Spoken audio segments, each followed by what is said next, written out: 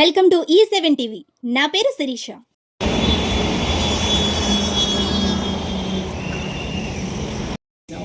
ఏం చేయబోతున్నాము భవిష్యత్తులో ఇవన్నీ వివరంగా మా టీమ్ ఆఫ్ డాక్టర్స్ ఎలా thank you very much. First of all మా కోసం చాలా షార్ట్ నోటీస్లో అందరూ వచ్చి మాకు ఈ అవకాశం ఇచ్చినందుకు చాలా చాలా సంతోషం అండి. Thank you very much. Lalitha హాస్పిటల్లో కార్డియాలజీ గురించి చెప్పే ముందు ఒక 2 విషయాలు. చిన్నప్పటి నుంచి నాకు అర్థమైంది ఏంటంటే, చాలామంది లలితా హాస్పిటల్ అనేది ఒక వైద్య సంస్థ అని. నాకు ఇది నా బాల్యం, నా ఎదుగుదల, నా బాధ్యత. సో వీళ్ళిద్దరు Sharma sir and Vijaya madam కష్టాన్ని, వాళ్ళ కమిట్మెంట్ని చూస్తూ పెరిగాను. సార్ చెప్పినట్టు లలితా హాస్పిటల్ ఒక కార్డియో న్యూరో సెంటర్గా మొదలైందండి. కానీ ఇప్పుడు మా అండగా, మాకు సపోర్ట్గా, మాతో నడుస్తూ ప్రతి ఫీల్డ్లో కూడా అదే విధంగా ఎక్స్పర్ట్స్ ఉన్నారు. ఇప్పటికీ కూడా చాలామందికి తెలిసింది కార్డియో న్యూరో సెంటర్ అని. కానీ ఇప్పటిదాకా ఏం చేసాం అంటే, గత కొన్ని సంవత్సరాలుగా మేమేం బిల్డప్ చేసాం వేరే డిపార్ట్మెంట్స్లో గురించి కూడా we wanted to say it out loud. So నేను జస్ట్ కార్డియాలజీ గురించి స్టార్ట్ చేసి చెప్తానండి. యాజ్ యూ నో, వీఆర్ ఒక cardiac surgery, cardiovascular surgery, interventional cardiology, clinical cardiology, electrophysiology, paediatric cardiology వంటి చాలా సబ్ డివిజన్స్ ఆఫ్ కార్డియాలజీని కలిపి ఒక సెంటర్ ఆఫ్ ఎక్సలెన్స్గా ప్రస్తుతానికి నడిపిస్తున్నాం.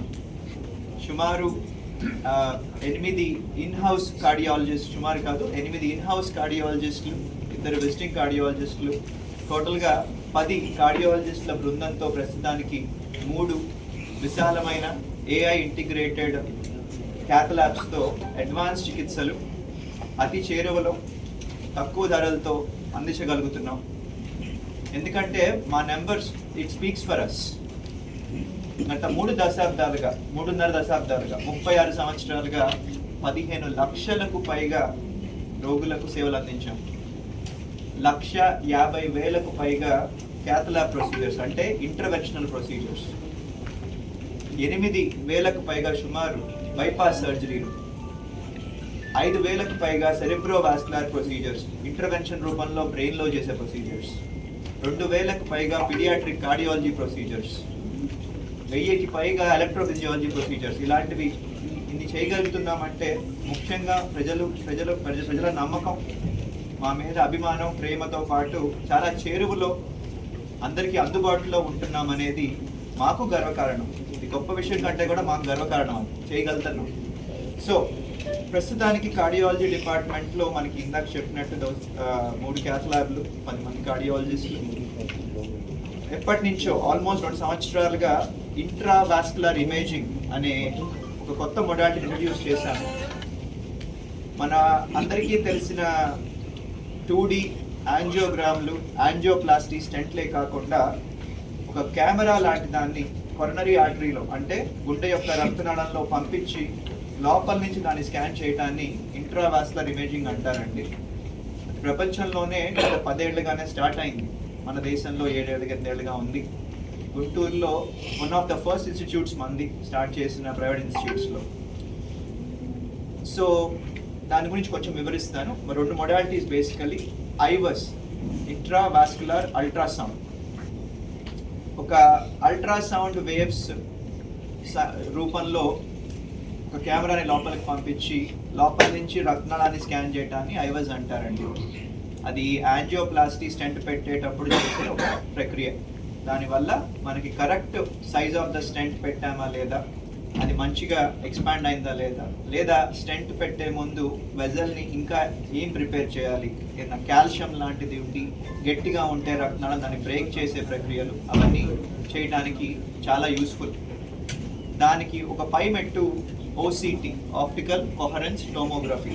ఐవస్ దానికంటే ఇంట్రావాస్కులర్ ఇమేజింగ్ 2వ మొడాలిటీ. ఈ మొడాలిటీ ఏమో ఇన్ఫ్రారెడ్ బేస్డ్, ఇందాకటిది అల్ట్రాసౌండ్ బేస్డ్, ఇదేమో ఇన్ఫ్రారెడ్ బేస్డ్ టెక్నాలజీ. ఇది అల్ట్రియాన్ 2.0 సాఫ్ట్వేర్తో చేస్తున్నామండి. గర్వకారణమైన విషయం ఏంటంటే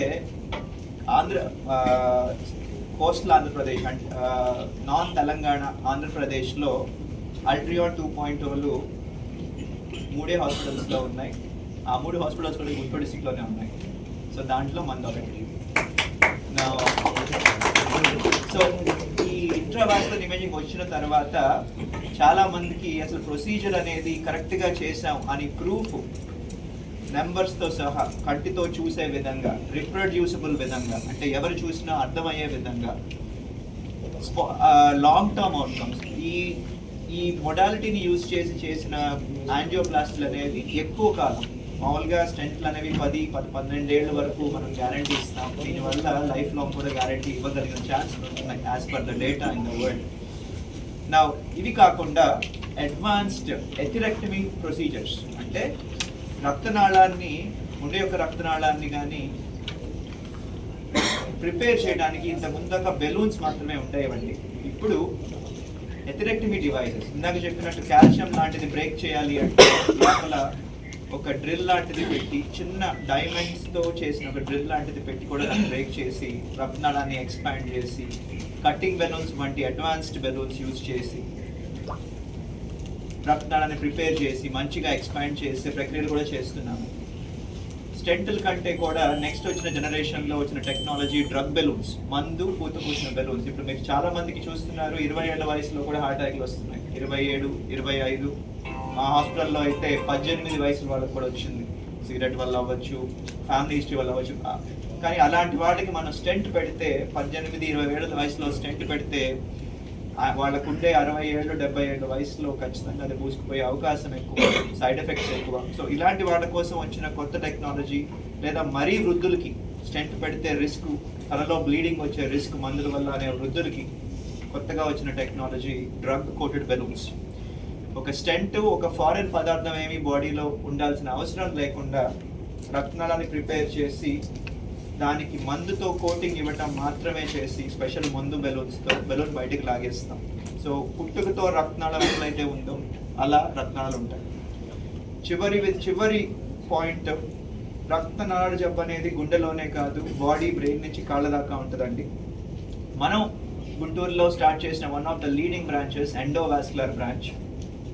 గుండె రక్తనాళాలకు చేసినట్టే కుట్టు కోత పెద్ద ఆపరేషన్లు అవసరం లేకుండా కాళ్ళ రక్తనాళాలు కూడా ఒక 2 మిల్లీమీటర్ల హోల్ పెట్టి స్పెషల్ ట్యూబ్లు, వైర్లు పంపించి కాళ్ళ రక్తనాళాలని కూడా ఓపెన్ చేసే ప్రొసీజర్స్ మనం చేస్తున్నాం. ఇవాళ చేస్తే రేపు నడిపించే ప్రొసీజర్స్ చేస్తున్నాం. So details I don't want to waste your time on it. I will give cardiothoracic surgery, vascular surgery గురించి సార్ డాక్టర్ అవినాష్ గారు